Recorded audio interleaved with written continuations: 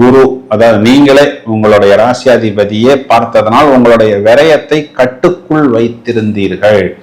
ஏன் விரயத்தை கட்டுக்குள் வைத்திருந்தீர்கள்னா, செலவு பண்ண காசு இல்ல, கடன் வாங்குறதுக்கும் காசு இல்ல, கடன் கேட்டா பணம் இருந்தாலும் கொடுப்பதற்கு அவர்களுக்கு மனசும் இல்லை, அவர்களுக்கு அந்த ஒரு எண்ணமும் இல்லை.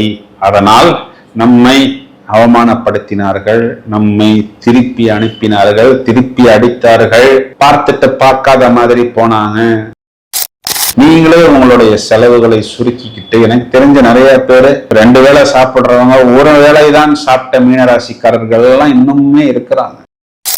வாயிலேயே வடை சுடுறதும்பாங்க, இந்த வடையெல்லாம் இல்ல, அவரு fried rice, noodles, veg pulao எல்லாத்தையும் மொத்தமா சுட்டு நமக்கு மேலும் மேலும் நல்ல ஆசையை காமிப்பாரு. அது எப்படி? Example, live எக்ஸாம்பிளோட. அவர் அப்படி இருந்தாருப்பா, இப்ப பாருப்பா பெரிய பென்ஸ் கார்ல போற அளவுக்கு இருக்காருப்பா, எல்லா விஷயமும் தெரிஞ்சுக்கிட்டு நீ ஏன்பா இப்படி இருக்கன்னு உங்களை தூண்டி விடுவார்கள்.